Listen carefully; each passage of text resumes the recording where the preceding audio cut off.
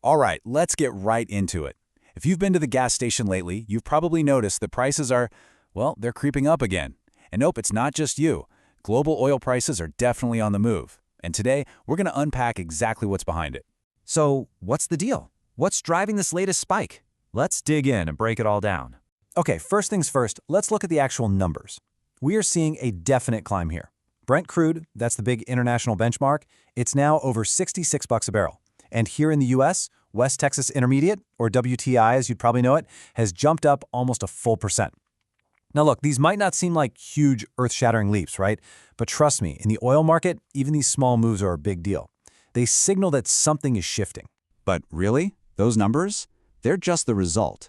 The real story, the why behind it all, is what's putting the squeeze on the global oil supply. And here's the thing. It's not just one simple cause. There's no single villain to point a finger at. What we're actually seeing is kind of like a perfect storm, a combination of different pressures all hitting the market at the same time.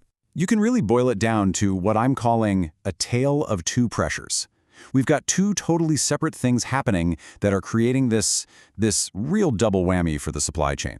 So here they are, side by side. On one hand, you've got the whole geopolitical situation, sanctions are making Russian oil much harder to come by, and then, at the very same time, you've got this wild card, a freak weather event that's causing huge problems right in the heart of the US. Okay, so let's dive a little deeper into that first pressure point, the sanctions on Russia.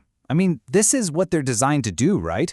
They're meant to tighten up to restrict the flow of Russian oil out into the world market. And it's just basic supply and demand. When you take a huge chunk of supply from a major player off the board, the price of everything that's left, well, it's going to go up. And then there's pressure number two, the one nobody really saw coming. We're talking about severe floods hitting a massive BP refinery in Indiana. And when I say massive, I mean this place can process over 400,000 barrels of oil every single day. So when you take that kind of production offline, even for a short time, it creates an immediate strain. It just adds a whole other layer of complexity to this supply problem. So, okay, we've got these two very real, very tangible supply issues. But that's not the whole picture. Because floating around all of this, kind of in the background, is the political side of things. And that's adding this big layer of uncertainty to the whole market. Specifically, there's been some new commentary about the peace talks in Ukraine. Now, let's be super clear here. This isn't a direct supply issue, like a refinery being shut down.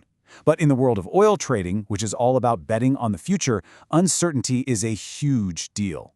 Unpredictability can spook the market and move prices just as much as a pipeline getting shut down. For example, the source material we're looking at points to a statement from former President Donald Trump about potentially providing air support in a possible peace deal.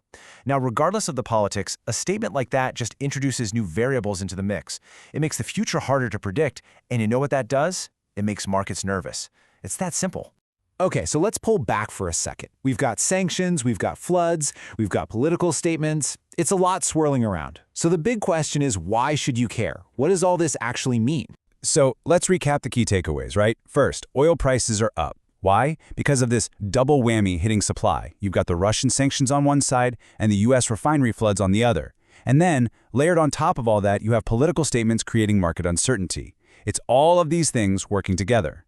You know, if there's one big thing to take away from all this, it's just how connected everything is. Our global energy market is this incredibly complex web. Think about it. A political decision made halfway across the world and a local flood in Indiana can team up to directly impact the price you pay for gas. It's kind of wild.